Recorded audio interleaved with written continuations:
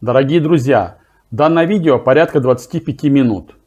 Оно адресовано начальникам складов, логистических центров и руководителям складской логистики. Если у вас нет индивидуальной мотивации персонала, тут вы сможете узнать, как я это сделал на своей практике. Ведь всем известно, что сдельная оплата труда за проделанный объем работы намного эффективнее, чем распределение фонда оплаты труда, основанное на субъективном решении начальника склада о том, кому и сколько он считает необходимым заплатить. Мне много раз приходилось внедрять мотивацию сотрудников, основанную на индивидуальном результате, когда он в течение целого месяца может видеть, сколько он заработал и на какой размер денежного вознаграждения он может рассчитывать. Таким образом, он сам может влиять на свой результат. Оцифровке можно подвергнуть буквально все категории складских работников. А в описании видео внизу я дам вам ссылки, где можно скачать бонусный лист и рейтинг кладовщиков для того, чтобы вы, так сказать, могли погонять у себя на предприятии. Если будут вопросы, пожалуйста, обращайтесь ко мне на WhatsApp. Если у вас есть склад, значит у вас есть складская логистика. А следовательно, складская логистика должна функционировать по правилам этой науки, которая гласит, что вы должны необходимый продукт соответствующего нужного качества, абсолютно необходимом том количестве, которое заказали, доставить в нужное время, в требуемое место с минимальными для вас затратами нужному потребителю, который его заказал.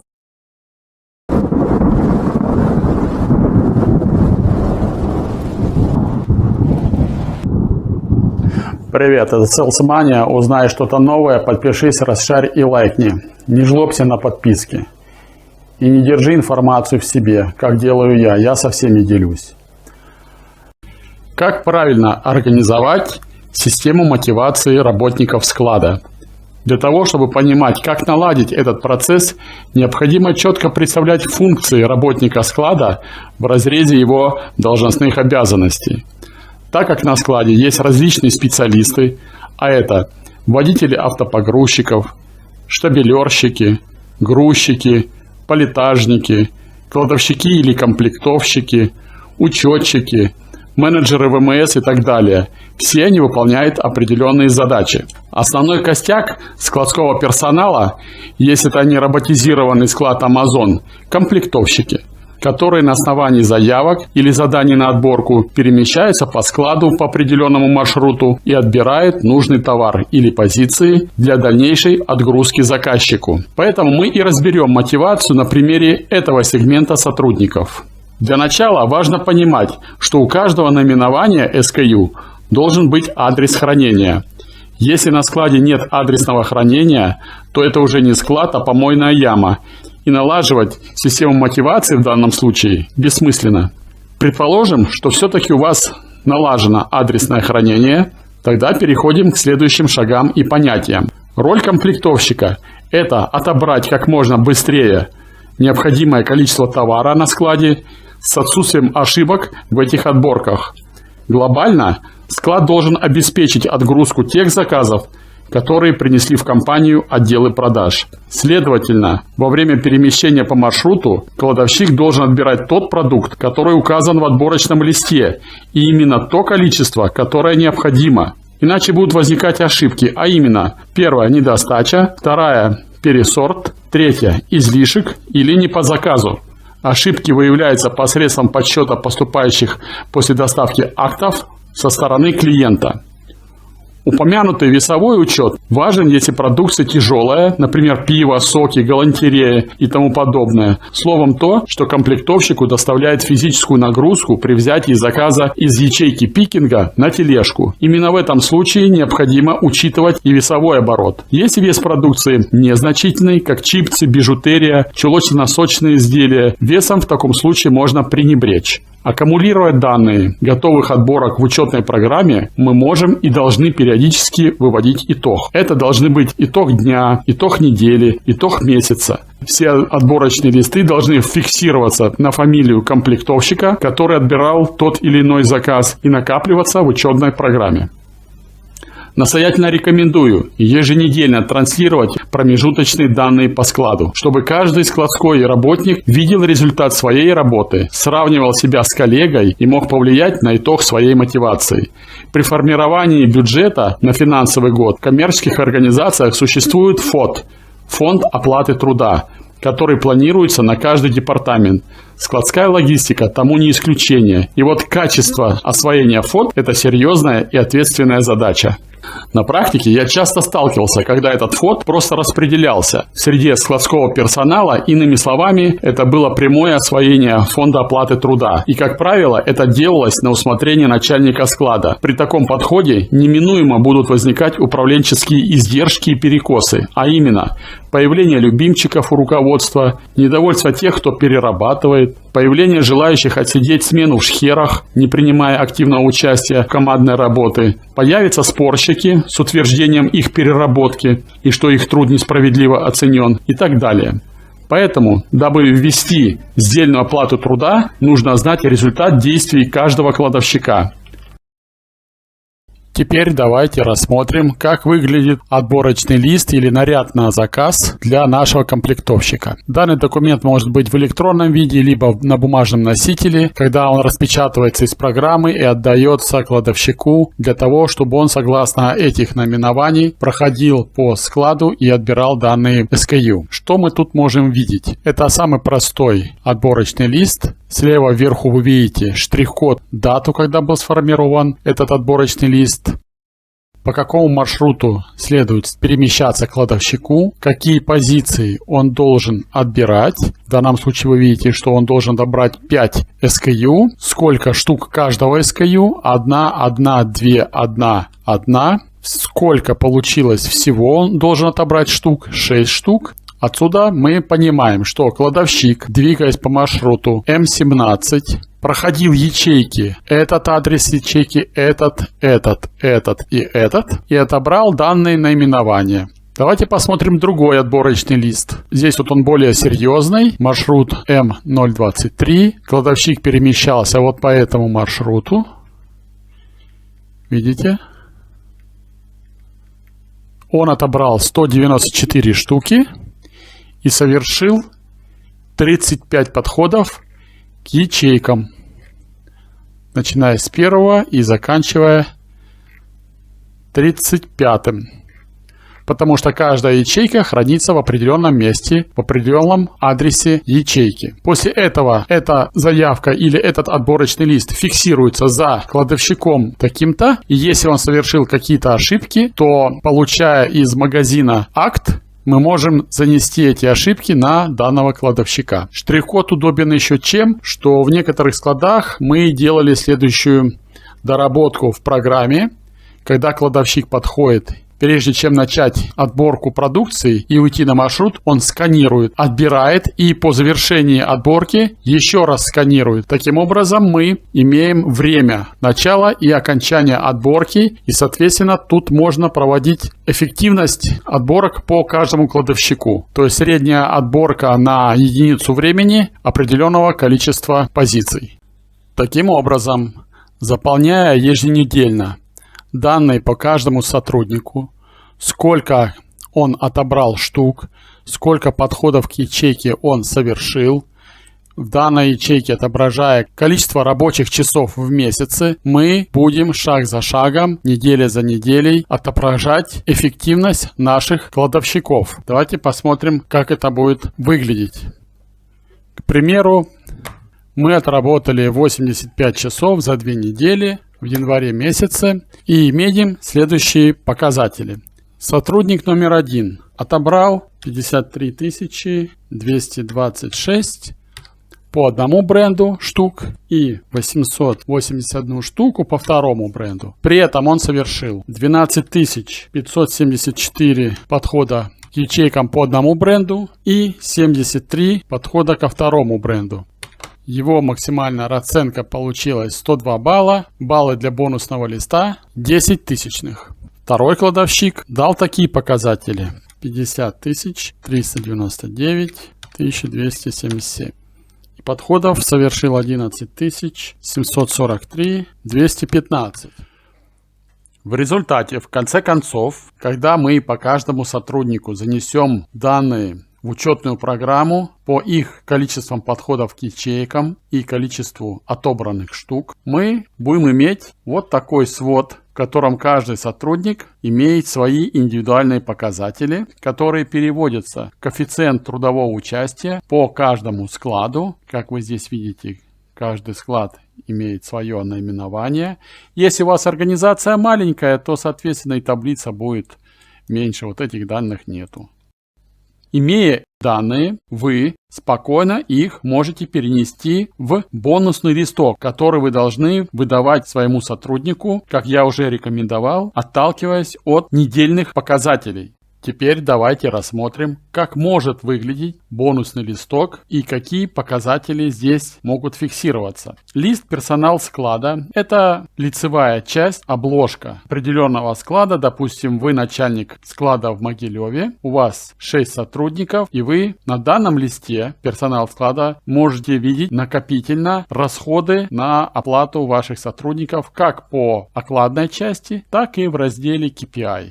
Помимо разделов KPI есть колонка удержания, отпускные, премии, прочие удержания. Сектор, отмеченный вот этим светло-желтым цветом, он заполняется на данном листе. Здесь нету формул. А вот эти вот, они тянутся с бонусных листов сотрудников. Поэтому тут заполнять ничего не надо. Видите, здесь есть формулы. Тут ставятся премии. Это уборка помещений, может быть, дополнительные инициативы. В прочих удержаниях могут вноситься опоздания на работу, прогулы, появление на работе в нетрезвом состоянии. Прочие удержания несут нагрузку как дисциплинарное воздействие на того либо иного сотрудника. Дальше здесь отмечается количество рабочих часов в месяце, а баллы в бонусные листы – это информация, которая берется из вот этих вот ячеек, которые я рекомендую копировать, и вот сюда мы просто их вставляем как числовые значения. Вот они перенесены. Теперь каждый сотрудник, его KPI будет оцифровываться вот по этому рейтингу, по коэффициенту трудового участия.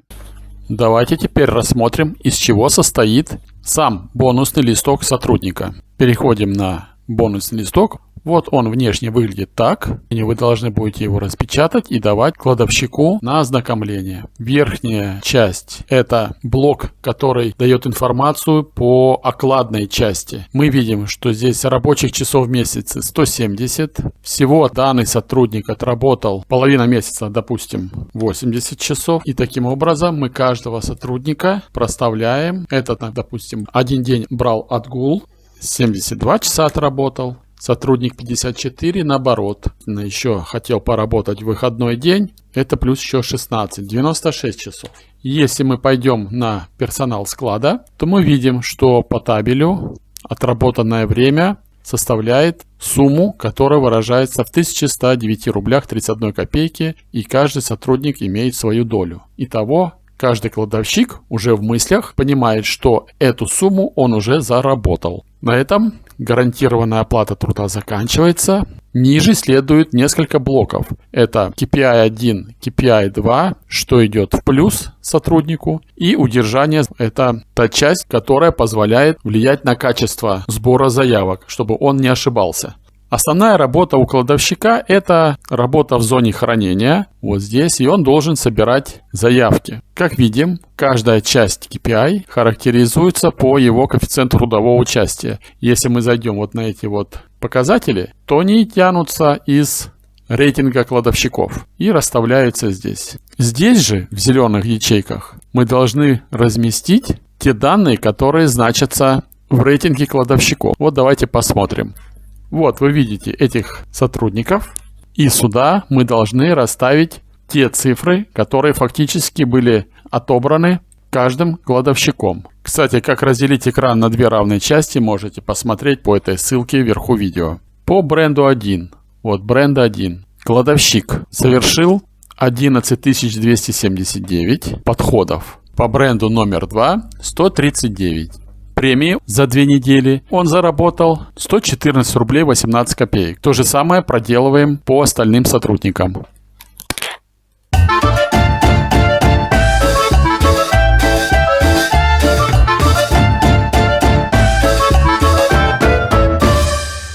Занесли. Что мы имеем? Идя на титульный лист, вот специальная кнопочка тут стоит, мы видим, что по KPI номер 2 каждый сотрудник заработал вот эту свою сумму. В результате к выдаче ему положена вот такая заработная плата, которая состоит из оклада и KPI 2.